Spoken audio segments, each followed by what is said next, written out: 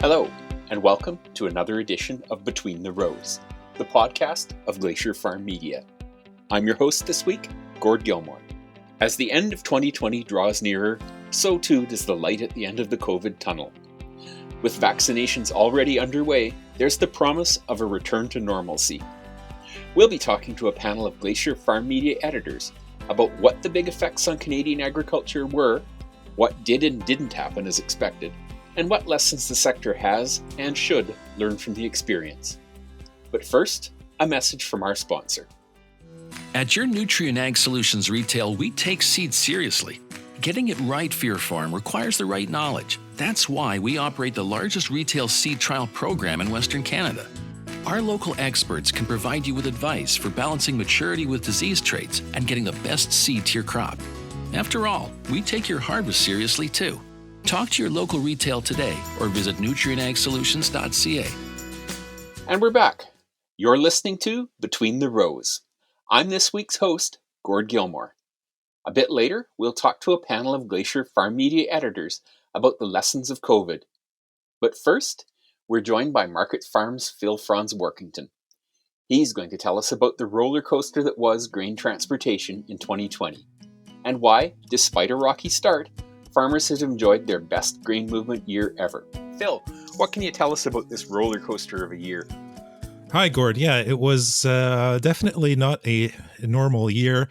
It started off with we had protests that shut down rail lines due to pipeline protests in BC, and that led to rail closures across the country.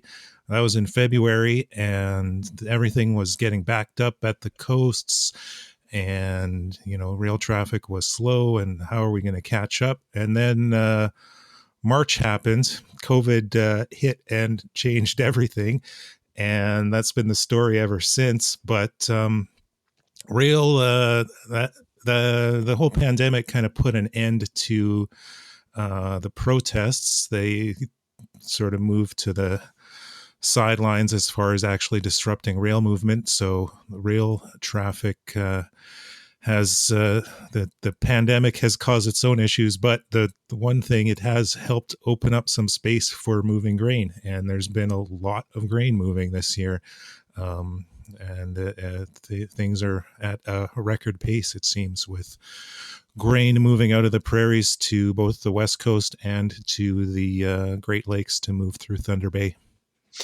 They've also, it seems to me, moved a lot of grain quite early in the crop year this year, as the new year took effect in August. How important is that in terms of the grain industry and then farmers in particular? What's been the effect of that? Yeah, it's it might end up being front loaded and things will slow down, but yeah, like you say, usually the bulk of the grain is more moved in later fall over the winter months, and we've seen a lot move already. Just looking at the Canadian Grain Commission numbers, total exports of grain out of the country have already topped 20 million tons. That's about 5 million ahead of what moved during the same time last year. And prices are pretty good this year for what farmers are seeing. So that's all that.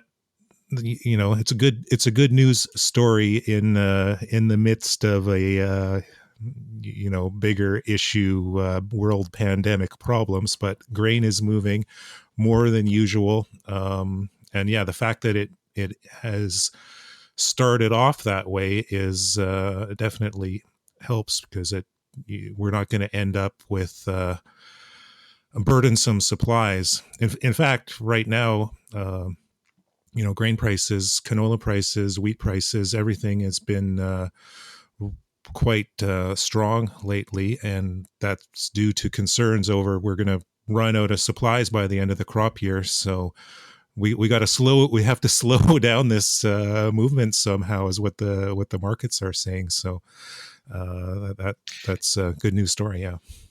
Yeah, and it's interesting. That brings me to another point. Now, the railways from everything I've seen from them, they seem to feel that they can keep this up. But I've also seen others that they're a bit more skeptical. Some of the industry associations in the grain trade, for example, they say they'll see it, they believe it when they see it, especially as other rail traffic's rebounding. What's your sense of what the future holds? Yeah, I'd say take anything the railways are claiming with a grain of salt. Yeah, right now it's looking good, and they're promising that they'll be able to keep this up, and that will be great if they can. But there's so many, as 2020 has shown us, there's always the unknowns out there. So over the winter, what will the weather be like? The weather could easily disrupt traffic. There's always the possibility of, that pipeline situation has not gone away. There could be more disruptions on that front. So and with the pandemic, the light at the end of the tunnel, as it were, the more other rail traffic might be moving on the rail lines, so that could also disrupt some grain movement. If a lot has moved already, then maybe we'll switch some attention elsewhere. So there are factors that could slow that optimistic outlook down, but at the end of the day, they're making money off of moving grain, and why stop would be the sense right now. But yeah, take that with a grain of salt, because any number of things could change over the winter. And I've seen some worries, again, from some of the industry groups and so on, that the worm already may be turning. They're particularly concerned because the car fulfillment numbers seem to be falling.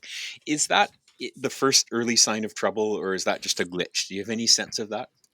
Yeah, well, yeah, I think that could be seen as a early sign that car fulfillment numbers coming down. I saw the weekly numbers. I had them in front of me, but I don't right now. But yeah, they were meeting about like 60 to 70% of what they were, the cars were being called. So that could be seen as a worrying sign. So yeah, that's definitely something to watch going forward. And one last question, just as we see 2020 grinding down and headed for the door, a general question to you in your role as a markets observer: what are you going to be watching in the new year in general?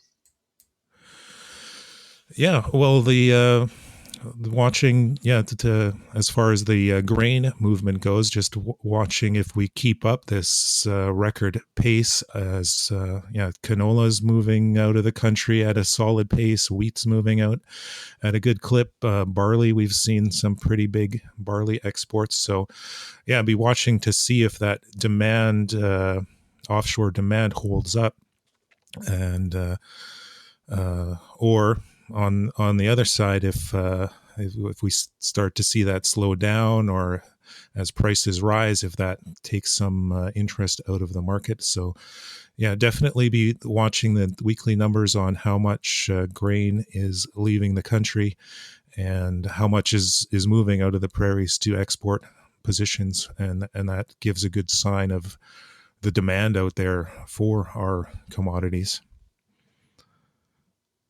Phil, as always, you've made sense of the markets to me. Thanks so much for joining us. Well, I try. Thanks.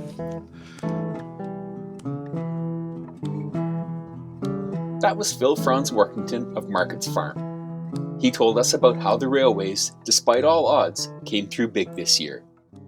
This is Between the Rows, the podcast of Glacier FarmMedia. I'm your host for this edition, Gord Gilmour.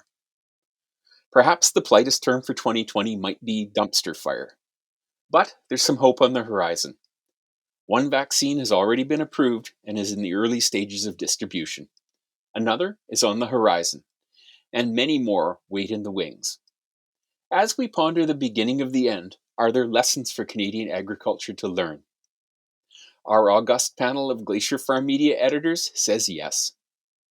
We're joined now by Lisa Gunther of Canadian Cattlemen and Tom Button of Country Guide. Michael Rain of the Western Producer will join us in progress due to another commitment. And Lisa, I'll start with you. When this whole thing hit, what were you expecting to happen within the agriculture and food sector? How did that play out, and did it actually materialize as you saw it? Well, I think early on there was concern about potential effects in the processing industry, and that did happen, but it was actually more severe than I expected in the packers in Alberta. I mean, it just seemed to escalate so quickly over the April long weekend. So that was kind of a big lesson early on of just how contagious this disease is in certain circumstances and settings. So what did they learn from that? Do you think that the industry even now has a good handle on things? Are they better positioned to deal with it now than they were at the start of the outbreak? Yeah, I think they are better positioned. For one thing, they have access to personal protective equipment such as masks. That was a big issue early on. And it was just such a new issue. We haven't dealt with a pandemic before, or just a respiratory disease that is so contagious and so deadly to some people, right? So I do think they are better positioned, not to say that there's not still challenges and risks, but they've certainly come a long way. Now, Tom, you write primarily from a business perspective. What were you expecting looking at the sector from that perspective? How did you expect things to play out, and how did it sort of meet your script, and how did it deviate from it? Gord, when I think back to March, it just feels like a different world, doesn't it? I mean, it's hard to imagine us not knowing COVID and being able to say COVID and understanding what all we were getting into, but we didn't, did we? I mean, we really didn't. We just didn't know the first thing about it. And we looked ahead and we just didn't know. So it was March. And I know that producers in this part of the country, I'm in Ontario, but producers across the country, nobody even knew for sure if we were going to get a crop in the ground. We had no idea how big this was going to be, and we didn't know how long it might last, and we didn't know, how we were going to get anything done for sure. I mean, nobody knew if we were going to get seed delivered to farms. Nobody knew whether we were going to be able to get crop inputs in order to be able to have a productive year, not just a crop in the ground. And so there are all those concerns, and I want to emphasize that. I mean, for some farmers, those concerns didn't go away for a long time. If you were one of those farmers that is in horticulture, for instance, and you rely on having, offshore workers come in to help you get your crop in the ground, I mean, it took a long time to get through that, and a lot of angst and anxiety and everything else. From a cash crop or like a grain and oilseed perspective, generally speaking, it was okay. I mean, we got the crop in the ground, we got the crop off, and got the crop into marketing channels. Mm-hmm. And somehow we did all that without the world blowing up. One of the things that's cool, and I'd love to hear from Lisa on this in a second in terms of the livestock sector, but particularly in the crops area, a lot of the what COVID has done is pushed us in a direction that we wanted to go in anyway. So we've got a lot more ability to talk like we're talking now, and we're having Zoom meetings, and we're having all these other ways of transmitting knowledge back and forth, and we're doing really well at that. We've got a lot more electronics involved in sales and other things. And so we're able to use, in some forms anyway, we're able to use data better than we were able to use data before. So this has kind of helped us go where we wanted to go. It just gave us a push to get us over the edge. And Lisa, I don't know, is that true in the livestock sector too? Yeah, in some ways the livestock sector was actually really well positioned to handle this, oddly. For example, this struck right at the tail end of bull selling season, right? And yet we really didn't see that much disruption because quite a few people were used to selling animals online as sort of an extra feature to their regular in-person sales. And so they just shifted to that technology even more. I'm going to just interject myself here as the panel moderator and note that we are joined now by the late Michael Rain, editor of the Western Producer. He's a busy fellow with many other duties. So we're pleased he could join us. Mike, thanks for being here. Oh, thanks, Gord. Apologies for being late. So, as it goes sometimes. So the question we're discussing now, and I'm going to throw it over to you with no warning or warm up, is what were some of the things you expected to see when COVID hit that you just sort of looked at and went, okay, we're going to see trouble here, and this will work out well here, that kind of thing. What was your thinking, and how did it actually play out when rubber met the road, as they say? Well, one of my biggest fears that I looked to China and what had happened with their port facilities, and there was, there were seagulls, and that was about it. They shut down ports. There was very little movement of product commodities into port position or out of port position. And so that one and some of the labor force issues in Asia as well, where the railways were closed up. And that I did not have a good feeling about that. That would have been very bad for Western Canadian ag for sure, but all of Canadian ag. And from everything from getting grain out to there's a lot of say propane and stuff moves in the east in Eastern Canada, and so energy moving around. What I hadn't counted on was that there wasn't as much energy moving around, and that. So despite what the railways have been telling us for many years that no, there's all the capacity that's necessary to move grain, suddenly we had some near record activity, and that rail capacity they had equipment in position, they had crews in position, and the ports held together. So the result was we were able to move grain at an unprecedented rate, and that's been great for agriculture. So, Tom, I'm going to throw the next question over to you to start with, and that is there was the former U.S. Secretary of Defense Donald Rumsfeld, who talked about the known unknowns and the unknown unknowns. And I think that it's the unknown unknowns that I want to talk to you about today, and all of you actually. So do a little thinking while Tom's talking. And that is, what were the black swans that popped up that nobody was expecting, and the kind of the weak spots that emerged? I think whenever you have a stress test, you have the weak spots. What did you see, Tom? Gord, I think that the surprise to us is that there weren't very many real black swans. What did we have happen this year that compared to some of the trade war things that we've had in the last few years and international trade disputes and things like that? We had really remarkably little in the way of outside issues pressing in on agriculture at the same time. Instead, I think that what we had is you might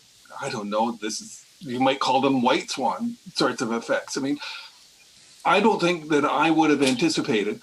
Very early on, we thought that there was a chance that more of our grocery stores were going to have a lot more trouble making sure that there was continuous supply of meats and vegetables and other things like that. And frankly, there was a little bit of a stumble at the first, but it got past that fairly quickly. And Lisa, same question over to you. And I guess I like Tom's way of framing it. What were the black swans? What were the white swans? What were the good and bad stories that you saw? Well, I think probably one that I wasn't really expecting early on was the hoarding. Fortunately, that was not a theme that continued through COVID, but and I suppose in a way, to me, that's been sort of the theme of COVID is just the unpredictability of people's behavior in this situation when they feel threatened or perhaps in denial or whatever, right? So to me, those are kind of the biggest black swans. But yeah, the flip side of that is that our system was able to recover and put meat back on the shelves and I guess reassure Canadians. And the Canadian Centre for Food Integrity does a survey on public trust in the food system every fall. And this year they actually found that public trust was a little bit higher in the food system among Canadians. So that was really good news in that sense. Michael, what were your thoughts on this? Was there stuff that just showed up that you were not expecting at all? Well, I guess I wasn't thinking about what was going to happen to ethanol, and so I mean the monthly demand for U.S. ethanol and North America, worldwide ethanol, plunged during the height of COVID, and it's recovered a lot since then, but it's still down. And of course, ethanol is corn, and so that that leaks into every other bit of the commodities industries, and so that again it all starts to back up, and then ethanol producers start to shut down, and the U.S. was already facing some really burdensome stocks of corn due to what was going on with China.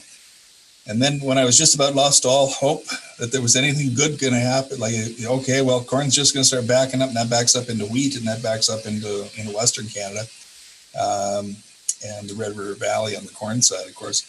But suddenly China and the U.S. and China seem to have got phase one of that deal out. They started stuff starts moving through the ports. Grain on the U.S. side's been moving pretty well, and things start to relax. It hasn't fixed the ethanol thing. You're still going to see, Poet and all the others in the U.S. in shutdown mode, trying to recover, trying to find their feet. But the corn's loosened up. The stocks they're still huge, but they're less burdensome. And that's an excellent segue, and I thank you, Michael, for my next question, which I'm going to actually throw over to Lisa. I'm just going to rotate it so everybody goes first. I'm always fair that way. And that is, though, that part of the story of COVID in Canadian agriculture has been opportunity, it seems. Lisa, how's that played out, particularly in the beef sector, which is sort of your ballywick? Yeah, well, it's interesting what Mike talking about sort of some of the rallies, because of course we saw an unexpected rally in barley this year, which is great for barley growers, not great for the feedlot sector, of course, and they were already under pressure because of everything that was going on at the packing plants. That is how it goes in agriculture, I suppose. What's good for the crop side is not necessarily good for the livestock side. But otherwise, in terms of opportunity, I think we saw more opportunity for people direct marketing. There's more interest among consumers who want to know more about where their food is coming from. Even gardening is up tremendously in Canada, which is quite interesting. So again, just more interest, I guess, in the Canadian food sector. And so that's going to benefit anyone who is able to kind of feed into that interest and connect with consumers on a more personal level. Great, thank you. Tom, where did you see the opportunities? There are a lot of different ways of approaching the question, Gord, I suppose. One of the areas that I think we still don't really know about, but right now it feels pretty good, it's interest rates. Governments around the world have borrowed huge sums of money, and it's hard to see any way in which any government could really sanction fiscal policies that are going to see any sort of spike, any meaningful movement at all in interest rates, and that feels good. And I think that's helped to drive some of the interest in farmland this winter. Of course, not just strong commodity prices, but this as well. That said, one has to wonder a little bit whether there's some inflationary potential built into that idea that, governments keep interest rates low for a long time because of their own debt loads, and what that will do in the open market where companies are looking to expand and increase business. So there are a lot of opportunities, I think, that are unclear right now that we're going to have to. It's going to take a little bit of smarts and a little bit of close watching as we go along to find out which way the history will go on those. And Michael, where are you looking for the opportunities here? Where have you seen them? Well, we've got a lot of the big opportunities, I think, are still in the export market when it comes to, as we stare at China and India and Indonesia, fairly big markets that don't always have the inventories that they'd like to have. Just like we hoard toilet paper, there's a tendency to hoard food.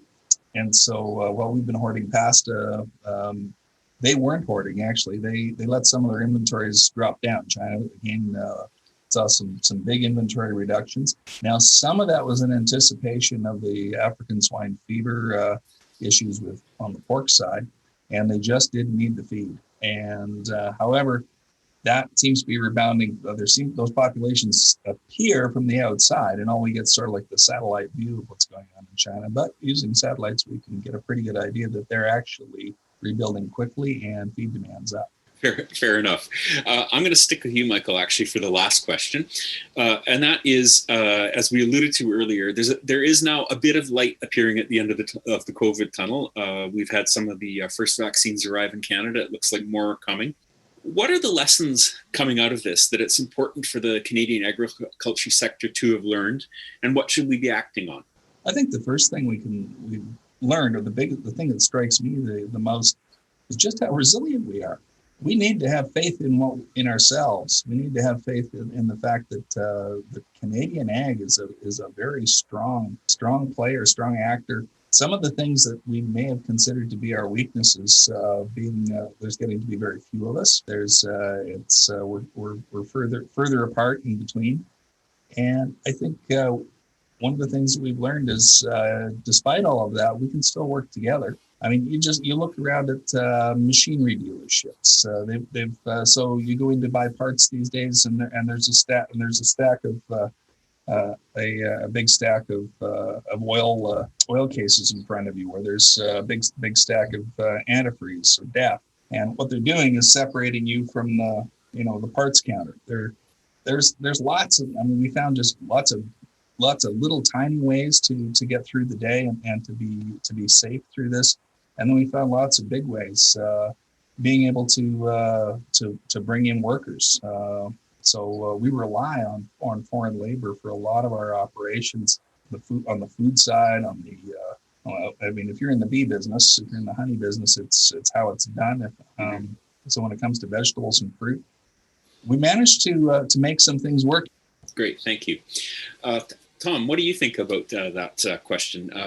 Where are the lessons that we needed to learn, and have we learned them? I think it also renews for almost all of us, I think, that our faith that, keep the decision-making power in the hand of individual farmers. As long as we've got an agriculture that's based not on grand government vision, but on farmers reacting to what's going on in the marketplace and finding a way, we're gonna be okay. I think that we all feel that way to a significant extent now, and we feel that that's really helped to bring us through. The other thing, though, that I wanted to say is, gosh, Gord, we started this conversation today talking about how little we knew back at the beginning of March, and before we knew what COVID is, and I'm still kind of wondering if we really know what COVID was as we're starting to come out of it. So 5 years from now, will we feel that COVID was a big deal, or will we think that it was a bump? I don't think we really know. With Spanish flu at the end of the war, well, that was a really big, First World War, that was a really big thing if you were in it at that time, but 20 years later, nobody thought about it. I just don't know. Are other issues like global trade frictions and issues along the lines of global climate change, things like that, going to swamp COVID so that we barely remember it? I just don't know. And it's we're going to have to live a while to find out the answer to that, I think. Lisa, what do you think? Are there lessons that have stuck here, or are you more in the Tom Button camp that maybe it's a flash in the pan? I feel like the last year, about 5 years worth of things have happened. So in some ways it's hard to process. It's like the longest year of my life. So I'm not sure yet either, but I think to me, the big lesson of this year is just the need to be adaptable. And I echo Tom's comments that we really should let farmers lead the way. They know their business better than anyone else, right? So, and they know how to adapt to changing circumstances. And yet at the same time, I think we've managed to keep our eye on the ball on a lot of things, like even, not giving up on pushing forward in export markets. And because there's a lot of, as Mike said, there is a lot of opportunity on the grain side, but on the beef side as well. Hopefully in the new year, we can negotiate a better trade deal with the UK post-Brexit.